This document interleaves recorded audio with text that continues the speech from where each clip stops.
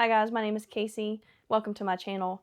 This video is going to be about some safety tips and tricks that I usually take when I'm traveling by myself as a woman, as a solo female traveler, if you will. So let's get into it.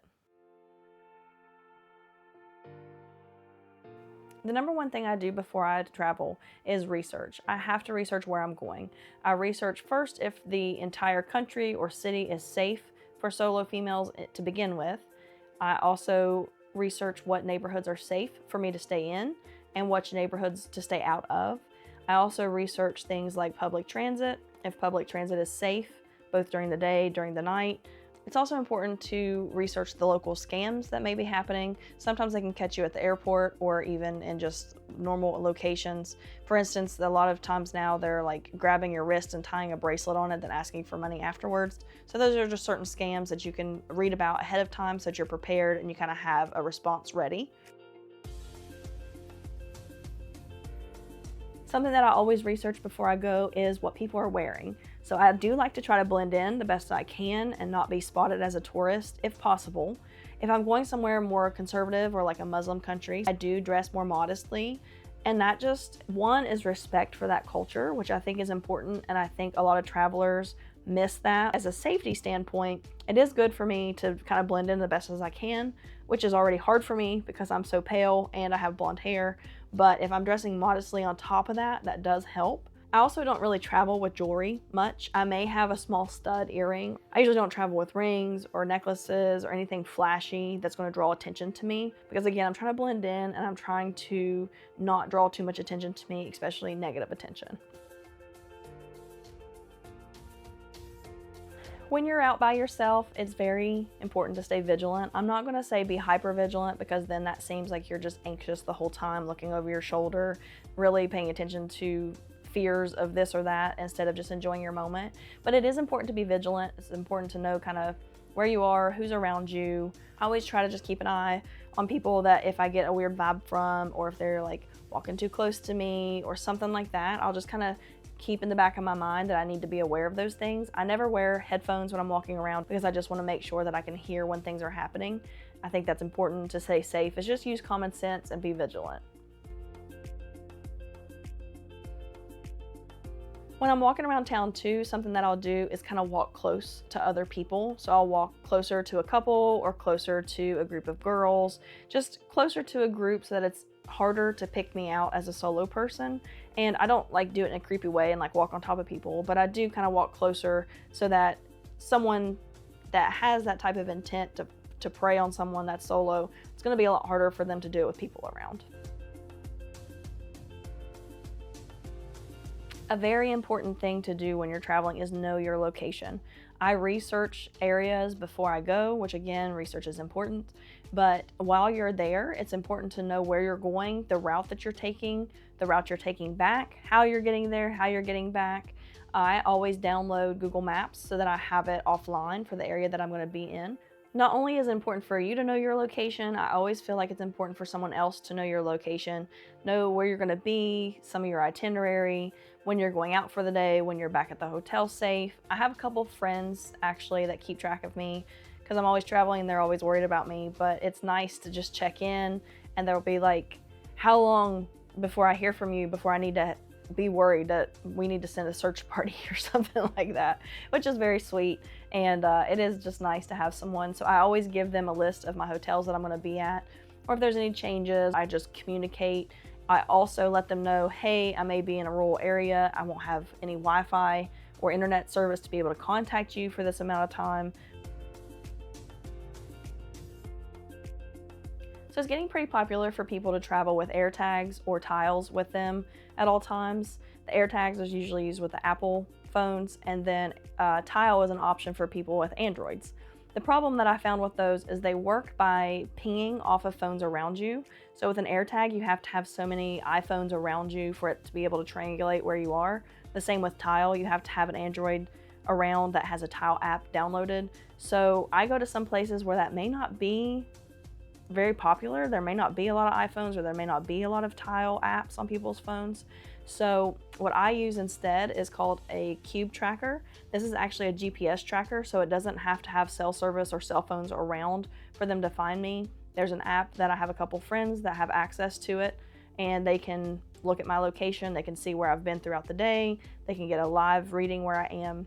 So far, this has worked for me pretty well in most of the countries that I've been in. I just have to remember to charge it, which is part of the problem, but I do get a notification when the battery is low, and my friend also gets the notification, so sometimes she reminds me to charge this. But also, you have to pay a yearly subscription fee to use this in the app. That's the only two downfalls that I've found with it so far, but otherwise it works. I think most people these days rely a lot on their cell phones to feel safe. I'm included in that, but I think it's harder when you're in other countries because you're not sure what the cell service is going to be like. So recently I found something called an eSIM that you can purchase for pretty cheap actually, and just have already preset on your phone. So when you get into the country, it's already set up. You just have to switch over to it. I use an eSIM, and that way I have internet service throughout the whole trip. And then I can use things like WhatsApp, Facebook Messenger, things like that to keep in touch with people. And I can also research something on the fly if I need to, and I can use Google Maps. On the topic of cell phones, it's important to always have your phone charged and have a charger with you. And I've shown this in another video, but I love this. This is a portable phone charger that has the plug-in with it, as well as the different charging cords, so that you don't have to travel with a bunch of that. Now, you do have to keep in mind if you're in another country, you will have to have the adapter for this.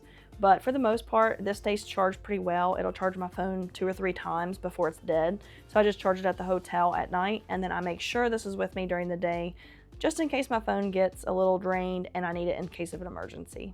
Another cell phone accessory that I use for safety is one of these phone straps. This just goes around your body, which I'll show you a little clip of where I wore it in Chicago. But I just strap it to this little tab that I keep on my phone at all times, and it stays secure, and then I can wear this across my body. These are pretty thick, so if somebody would want to cut them, it would take a lot of effort. They couldn't just slash it and run. Speaking of slashing and running, that is a thing now with purses. So when I'm walking around town, I have 2 different types of bags that I'll travel with. If it's something that's smaller, I can just use this fanny pack, or you can wear it as a crossbody. But it has a lot of safety features. This one is the foldy. So it has a really hard snap. You have to push a couple different things to get this to unsnap. It's also slash resistant, and really cool on the front, you could put both your zippers together and it attaches so that somebody can't unzip it when you're not paying attention. Another type of bag that I've used is this Travel-On bag. It's also slash resistant. It has the backpack straps, so that's going to be hard for somebody to grab off of my body, but it has the zippers that have these little snaps and an attachment, so it can snap right there, so that if someone, this is behind you, so if someone's trying to get into your bag, they can't unzip it with it behind you. When traveling, I always have with me a couple different copies of my documents. So I always have my passport with me. I also walk around with my passport card. Even though I can't use it to like get out of the country to fly, I still have my documentation with me in case something would happen. It has all my information that my passport would have. I have pictures of my passport and my ID on my phone in case I need that. Not only is it important to have multiple copies of your documents, but it's also important to have multiple places to put things. So I travel with at least 2 different wallets, which has money separated into them, so that if one of my wallets gets taken, I do have another wallet with more money, another set of ID, another set of credit cards, just in case. Another thing that I like to do as a solo traveler is I join group tours. Now that may be a group tour that's the entire trip, or it may just be like day tours or nighttime tours. Either way, those make me feel a lot safer because I'm with a group of people. I have someone there that's not only showing me the best places to go, but also kind of keeping track of me throughout that as well, which is nice. Something that I just started recently doing, mostly because the group tours require travel insurance to go with them. So I actually just bought a travel insurance that's for the entire year, since I do travel so often, but you can also get it just per trip for that amount of time. And the travel insurance usually covers some medical expenses in case you do get hurt or get sick in another country. And if there's some sort of emergency that you need evacuated, a lot of times you can have that covered as well, because that can get expensive. So it's nice to just have that travel insurance kind of in the back of your mind as a resource if you need it. Another sort of insurance that I have is just a backup plan.